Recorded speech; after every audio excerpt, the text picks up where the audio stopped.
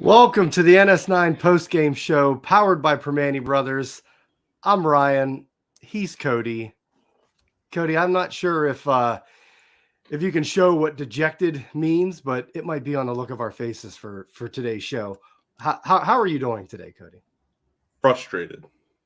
Yes, very frustrated. Pirates, let's get right into it here. Pirates drop a heartbreaker, 9th inning loss, 5-3 to the Tigers. Great game all around until that 9th inning. Pirates were sitting there. We were just waiting for 10-2 Buccos.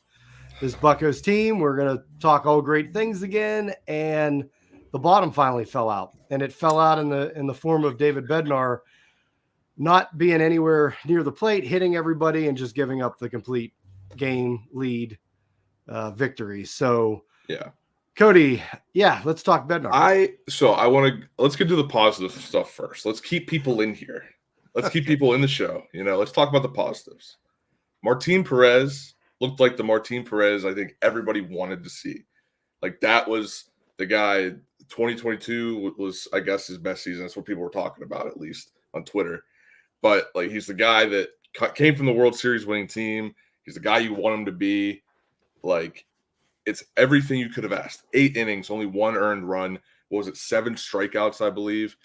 He just threw a gem. And he wasn't slowing down until he gave up a couple hits there in the 8th, but then he got out of it. Or in the 7th, I mean. And he gets out of it. And that's what you want to see. And like, he was probably the guy this offseason that I was most excited for to be added to this pitching staff. Because, like I said, he was in the World Series last year. He has a ring as well as Chapman. But he also has that veteran presence that I think they were looking for last year with Rich Hill. So he's just a way better Rich Hill. So, like, that's what I loved about him. And he showed it today why he's on this team. Outside of that, the other positives, you have the other pickup, Edward Olivares, 2 home runs. He has been phenomenal. He's another one of my favorite pickups. I think a lot of people were just kind of like, oh, okay, another guy. Like, nobody really expected too much out of Edward Olivares. I think he could have easily fit into that category of players of like a Josh Van Meter and like people that, oh, we just picked up another guy. But I think the pickup of Olivares has shown that we're no longer just looking for guys to fill spots. We're looking for guys to contribute, and that's what he's done since he's gotten here. So he has the 2 home runs, drives in what? Did he drive in all 3 runs? And I think they were both solo shots? Or were they solo home? I think they might have been solo home runs. Yeah, I think they were both solo shots. But he shows up, and he shows up big, and I think this is me speculating a bit, but I think we might see an outfield that does not consist of Jack Sawinski very soon. Yeah, Mr. Solar Eclipse, Jack Sawinski. Yes. Yeah, you mentioned, I mean, it's a shame because, we're going to talk Perez and Olivares, but because of how the game ended, they kind of get overshadowed. And, I'll be that guy that sits there and says, well, why couldn't Perez go 9? But, he was at 100 pitches. I always hate this, Cody, when you have a pitcher that's just cruising. And, you mentioned the 7th inning, he got out of it. Really the only other time he struggled was that 1st inning. And, he limited the damage right off the bat, got out of it, and then he was pretty much cruising after that. So you have a guy that's cruising, just the other team's not getting anything going. Tigers haven't really been hitting well. The whole lineup's like hitting like around 200 or under and just cruising. And then here you go, 9th inning, you bring in a different pitcher. And yeah, it's your closer. It's the guy that's supposed to shut the door. But here he gives the game away. So I think it's one of the worst ways to lose in sports. Like, blown saves are going to happen. Right. But when they do happen, it's just, they suck. And especially, but to go from to go from a blown save to a nuclear blown save. So is just, the way it happened was yeah, brutal. But you're right. I mean, Perez, you mentioned about getting him and his expectations. I think he overseeded expectations that I had, at least for him. for a lot of This people. year, we were thinking 6, maybe 7 innings. He'll be a 1-2 run guy. I mean, it's kind of crazy. This is his 13th MLB season, which it's kind of crazy to imagine he's been around that long. But yeah, he knows what he's doing out there. He's got the track record, and he looks like the Perez from 2 years ago. He's really Right. really looking good off this start of the season. And the Pirates pitching, I had a stat somewhere, Cody. It was the Pirates pitching the last 6 starts. I don't know what happened to it. I threw it when Bednar, I think, blew the game. But it was like something like 37.2 inning. The Pirates starting pitching has been definitely 6 innings. They've gone all 6 innings. Perez went 8 today and like a 2.10 ERA or something like that. So just the starting pitching has been unbelievable. From where we thought we're not even seeing Skeens yet, and look where these guys are going. So even Falter's in there doing that. So yeah, the game was great. Everything was great. Pirates were rolling, got the hits, got the power when they needed it. Pitching was going good. And David Bednar entered the 9th inning. Renegade, Cody, renegade. Yeah, the renegade comes in and, just does not do it. And I mean, this is a guy who praises himself on, he loves to come in the big moment, in the moment where the game's on the line. That's where he plays best. Those are his words. He said those things before. And it just hasn't been it this year. He had the lat injury. My assumption is that he didn't let the lat heal properly. He was like, I got to get out there for my guys. He's one of those guys that wants to be there for the team.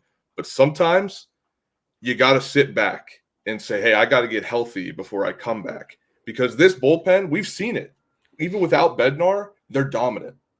I don't know the statistics, but from the eye test, Bednar has been the worst pitcher in this bullpen so far this season. Yeah. And I know his ERA is like 12.34 or something now. Exactly. And he's your closer. Yeah. Dude, they're that's not supposed to be a thing. What are we, 9-3, and he's got 3 blown saves now? Yeah. Like, what are we? I understand, like, you have a plan. It's only the first month of the season. I'm not trying to overreact, but I'm going to. This guy is your closer, your all-star closer. And he's blown 3 saves. You have a guy called Chapman, April one 9th. of the hardest throwers in the game. And he's been amazing. His role on this team, he has fulfilled. He has done everything he has been asked of. But why not switch roles? Just a little flip-flop. Just when you think you might need to. Because I'm sure these guys, the coaches, Shelton, Marine, they're around him all day. All day. You got to notice that there's something wrong with the guy. You're right. You got to notice something's not the same. And you just keep throwing him out there in the 9th inning. You just keep going with the game plan instead of pivoting. And I know we're not the biggest Shelton fans, but I have to say he has managed well so far this season. But I think today was his first huge mistake. I know you're saying they should have let Perez pitch. I'm okay with Perez coming out. Like you said, he was near 100 pitches or over. It's the beginning of the season. You don't want to wear his arm out this early in the season. But we gotta do something different. If there's a guy on this team who started the season, or at least, no, he didn't start the season. He came back at the end of spring training, barely got any work in spring training because of an injury. And he just doesn't look good. No. Like, I don't even want to put the blame on Bednar, because there's so many people around him that work with him that need to notice that there is something wrong right now. And I saw somebody in the chat said he needs a rehab stint. I think that would be perfect for Bednar right now. There's been a lot of that. It's hard to just sit there and call out, oh, he's an IL stint needs to come. But has anything even seemed more predictable than this? I mean, it'd be the most predictable thing ever if they announced tomorrow or something on the off day that he's going to the IL. And it would be one thing if he was coming out and just, velocity was down, or they were just getting to his pitches and they were hitting them all around the park. That'd be one thing. But like you said, the control's not there. They talked about the curveball today. You know, he's hitting guys on the back with the Yeah, he curveball. can't control the curveball. Yeah, two hit batsmen in one inning. He's all over the place. And like you said, you made a good point. There's no pitching coach, Shelton. Nobody is seeing this in practice. The fact that we understand he was rehabbing in spring training, didn't get a full spring training, didn't really get a spring training at all. So he's got some rust on him. And that's one thing. Maybe he needs that rust to come off. Maybe he shouldn't have even started the season on the 26 man active roster. Maybe they should have started him, let him get his, rust off, get his arm up and then start him. You have Chapman, you have another option who can get the job done, obviously, as we've seen so far this season. And yeah, like I said, what's wrong with him? It seems pretty obvious, whether it's the rust or he still is injured and really needs to go to the IL and actually rehab something, or if he just needs to figure out what's going on. It was almost like he was like, instead of just pitching and throwing, like he was trying to place everything perfectly. Like he was like not pitching, but throwing. I don't know if that makes sense or, No, yeah, you're right. He's trying to make sure it hits the spot and not trusting his stuff. Yeah. He's in his head, as Doug would say for Keller yesterday. Doug, people got on Doug for being upset. I guess we got reasons to be upset. But I'm not saying necessarily Perez should have came out for a ninth inning. I mean, it's silly that, it's 100 pitches. Now we got to take the starter out. That's just baseball in general. I have to deal with it, but it's silly to me. And then it just always seems to happen. You have a pitcher that's cruising. As soon as you bring in, it's that 2-1 run game and you bring in the closer, and then all of a sudden it's a different pitcher, but it wasn't even like they were seeing him well. He just couldn't find. He was just all over the place. But my thing is, I don't think, like, whether Bednar stays with the team right now or he goes to the IL, like, I never liked this ninth inning. It's got to be your closer. It's got to be your closer. Like, mix it up, base it off of, the situation, or go with Chapman one day, maybe throw Ronzi out there for a day. We've seen other guys this year too, because Bednar has blown some saves. We've seen some other guys come up with some saves. So already in this very short season. So I just don't like it. Even if Shelton was just going off of his gut and saying, okay, today we're going to go with Chapman. Today we're going to go with Bednar, whatever. I just don't like it where it's, hey, it's the ninth inning. It's gotta be my closer. I think that's a stupid way to manage. And it's not just Shetner. It's across baseball for the most part. Some teams are kind of doing more of that, but I've always been that way with that. And it's just, so, Bednar's just, he was the one to blame today. And someone, Shelton should have, I don't have a problem starting him there today, but you got to know your guy might not have it. And if he doesn't have it, now he's just hit a guy, he's given the lead up. It's a tie game. You've gotten through the 3 minimum, batter minimum.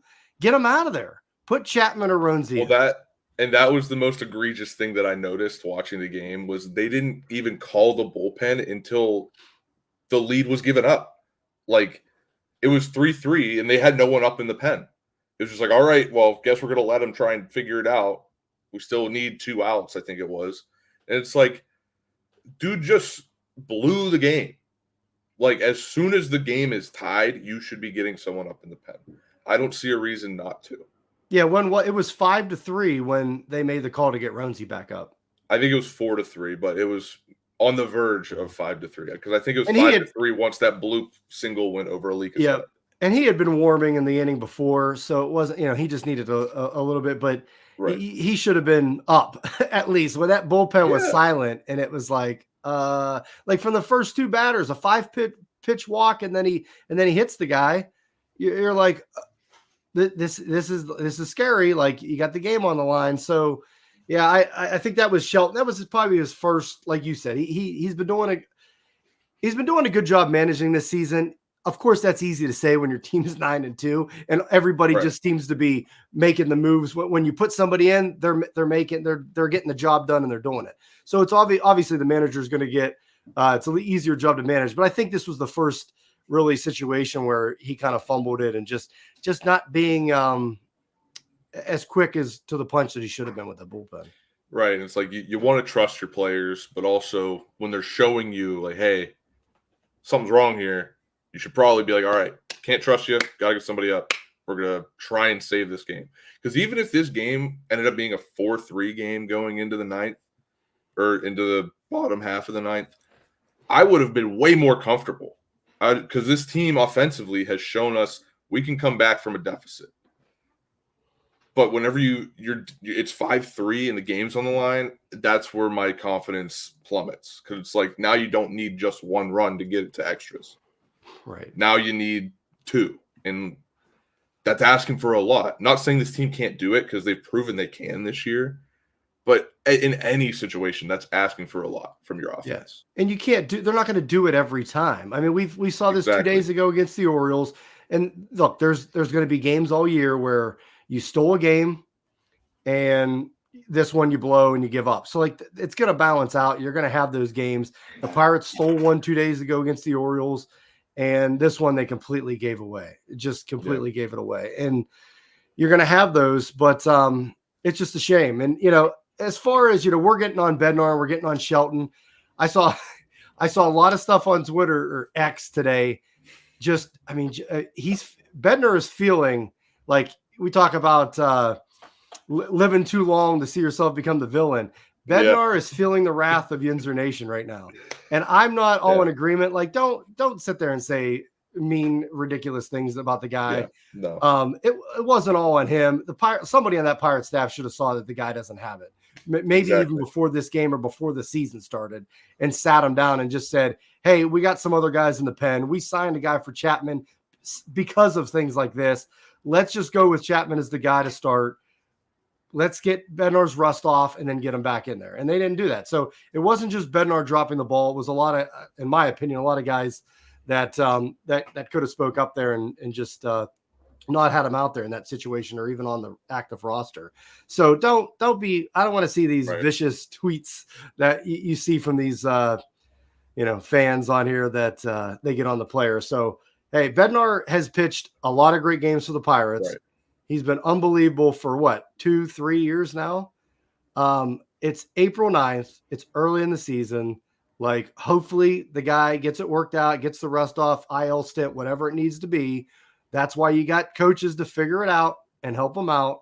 So let's not bury the guy already. But yeah, something needs to happen. There needs to be either at the very least, I can't imagine an IL stint doesn't come. But if it doesn't, you at least got to make the bullpen, the closer change. Right. Like, I wouldn't be shocked if it's announced in the next 6 hours that he's going to Indy, because there's something going on. And like we discussed, like, there's so many people around this team. Someone needs to point it out. And if he refuses, you got to be like, buddy, doesn't matter. You're going on the IL. You need to figure this out. Maybe that's the fire under him that needs to be lit. Right. To be like, hey, you're a detriment right now. Like, just put it bluntly. I like to put things bluntly sometimes. Just put it bluntly. Right. You suck right now. You're going to go to Indy, and you're going to come back better than you were. Like, sometimes that's all a guy needs. And if that's how he needs to be spoken to by the front office, by the coaches, then so be it. He'll come back better for it. Right. I know, like, that's not really like how things are done nowadays, but like, sometimes that fire just needs to be lit. You need that old school fire. Right. And it doesn't even need to be Get Jim Leland in there. Leland's been around. He's been hanging around the park. His head out his ass. But I saw him and Sidney Crosby were down there today or something. I saw. So yeah, they and it doesn't even need to be Indy. I'm not saying we're not saying send the guy down, but an IL stint, something like let him figure it out behind the scenes and then come back. And I don't know if it was one of these things where he, they asked him and he just kept saying, I'm fine, I'm good, I'll be good for the season. And again, if that's the case, then that's on him, but it's on the coaching staff too. So they have to have those difficult conversations to say, no, something ain't right here. We want to figure this out. We don't want to put you out there and have the Yinzers flipping out when you blow a save on April 9th. But I don't know if, with Holderman and Majinski starting the year on the DL or IL, I keep saying DL, on the IL, I don't know if that played a factor in the role too, that here, maybe that's why they felt like let's go with Bednar to start the season and see what happens. But yeah, it ain't working. It ain't working, folks. It needs to change, and hopefully they make the change and do something here. because you can't keep putting Bednar out there in the 9th right now. Yeah. Well, I think we've said our piece on Bednar, but I do want to bring it back to another positive of this game. I don't want to leave everybody angry.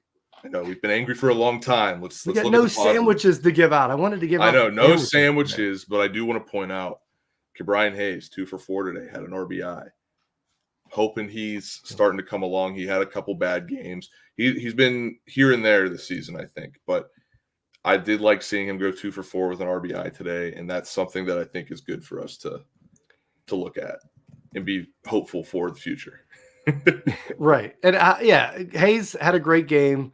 We talked Olivares, the home runs. As Jim points out, he just missed a home run. He got robbed at the fence. So he's seeing the ball well. Just got to get a little more power. It'll come. But he played well today at the plate. As well as defensively, he had a couple good plays. Yep.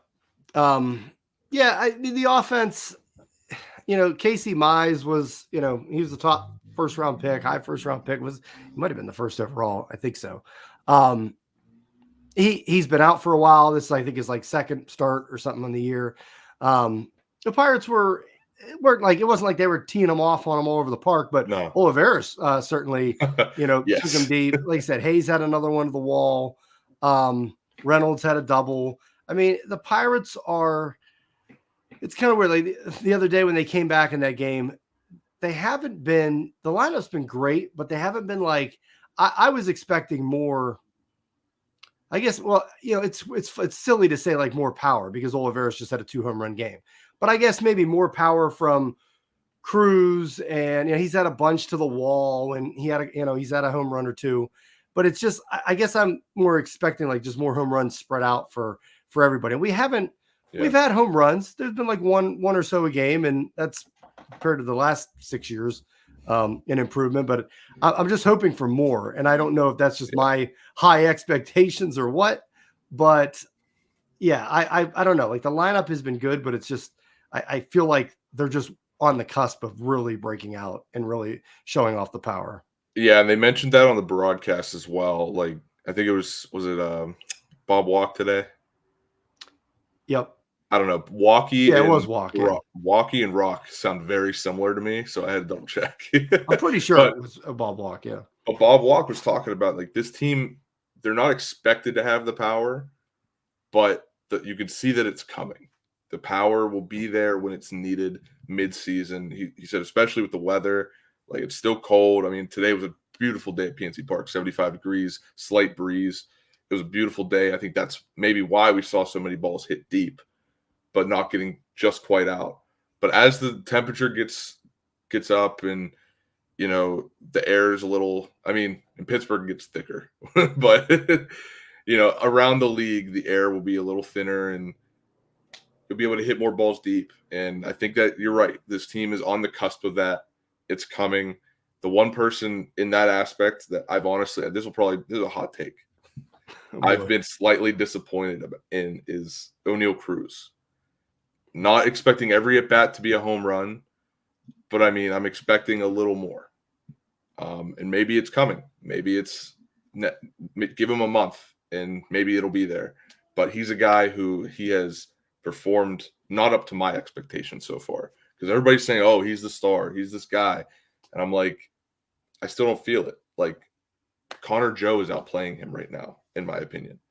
So, yeah, I mean, I don't know if it's a hot take there. I mean, we talked about it a couple of days ago. Like his numbers look great, but like I just, like you said, I want to see like him just be that dude and take it. And maybe it's still too early. Maybe it's just our expectations are a little too high there because of spring training and what we saw there, where he was just like home run left and right every day. But yeah, like I mean, 787 OPS, but we're just like waiting for him to just really take off. And I don't know if that's sort of like, it's just the whole lineup to me. Like I'm just waiting for them to be, I guess, maybe more consistent, maybe more clutch, getting that big hit. Like it's been a lot of like, even the games they're winning like 5-3, 5-4. It's been a lot of singles, moving guys over, clogging up the base pass, which is great. But like, let's tap into some doubles and some home runs. And that's where I just feel like you said, it's stupid to come on here and complain on a 9-2 start the other day about the offense, but it's like, it's just like, I'm waiting for that power and just for them to just kind of break out in that aspect. But like again, we were worried about the starting pitching, and the starting pitching has been great. And fine, just fine. Here we are, and it's like you have that great start from Perez, and then Bednar just comes in and craps all over the place. And what sucks at this, and this is just our reality as Pirate fans, Cody. We're always waiting for that other shoe to drop. Like we're waiting for the slide into irrelevance again. And we're Pirates are 9-2. We're 3 outs away from being 10-2. And then this kind of crap happens, and you're just like, is this it? Is this the start? Like, how are you a Pirates fan and you didn't feel that? Like, that's what you're thinking in the back of your head. And so hopefully that's not the case. They have an off day tomorrow. You got to have the short turnaround, quick memory, get back out there. They go to Philadelphia to start a road trip on Thursday. And so hopefully hopefully this won't linger and we'll go from there. But as a Pirate fan, man, you're always worried about that.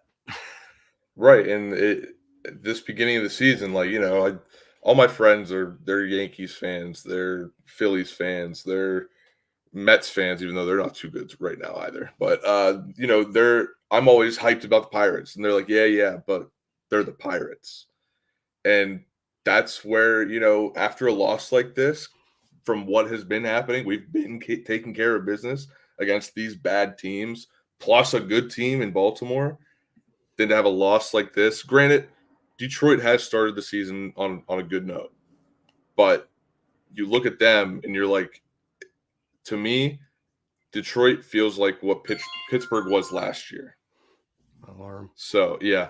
So Detroit feels like what Pittsburgh was last year, and that's why I expected them to take both of these games, because Pittsburgh has shown us that they've taken a step up.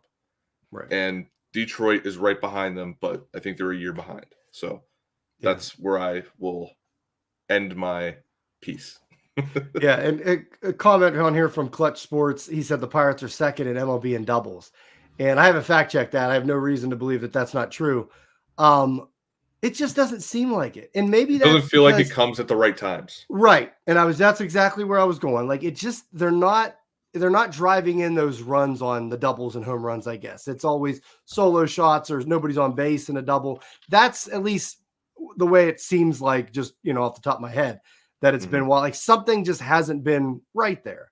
And like I said, that's why you look across the numbers of the lineup and they're good. The numbers are good. Like we would love numbers like that in any of the past, like 5-7 years. Right. And it's just like, it just feels like it just not is there. And maybe it's that clutch thing we're talking about is just not coming at the right time. Maybe it's that our expectations are just way too high coming off of what we saw in spring training, but it is what it is. So it's a tough one, Cody. Tough one today. I mean, anything else you wanted to talk about? I real quick, I just wanted to mention Henry Davis. He had his at bat where he struck out. I think it was in the 4th inning. Dude, the guy, he was out ahead. He was out ahead of a couple pitches there. Yeah. Struck out, yelled the F word into the camera. You could pretty much hear it, as you called it in our group. Oh, it was directly into a microphone. I could tell. But even before, like, he yelled that and struck out, like, his body language in that whole at bat was poor. No. Like, the dude was frustrated, frustrated that he was out early on those pitches. Yeah. And he came, he had a walk, and then he had a walk, he had a walk, and then he had a hit late in the game, a single. So, hey, Henry Davis, he's battling. I think he's frustrated with himself at this point. So it's interesting. I just wanted to just throw that out there, and I'm still concerned, but at least he is putting together decent at bats and it is walking a bit. And I mean, I hope he feels the pressure of Joey Bart behind him, because Joey Bart, since he's gotten here, has played well. Yes. Henry Davis, on the other hand, has not played up to expectation. So I hope a fire gets lit under his butt too.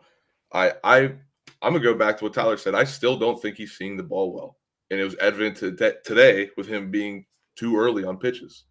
His swing is beautiful. He's either too early or he's swinging under it because he's trying too hard to get that exit velocity. And I think I said this before, maybe when I was on for spring training postgame, but at some point he's gonna have to work on his swing and how to get that exit velocity, because everything he's hitting is a line drive. Yeah. And that's not going to get out of the park. So and that's the thing with him. It's kind of the blessing and the curse. He was the 1.1 overall pick. He drives and run. He hits the home runs. He's going to be judged on if he's driving and runs. And hey, it's great. He's walking. He's good at bats and is single here or there, but 512 OPS, I believe it is. He needs to hit the ball out of the park. Needs to get driving runs. So he's going to be judged on that. So whether that's good or bad, it's just reality.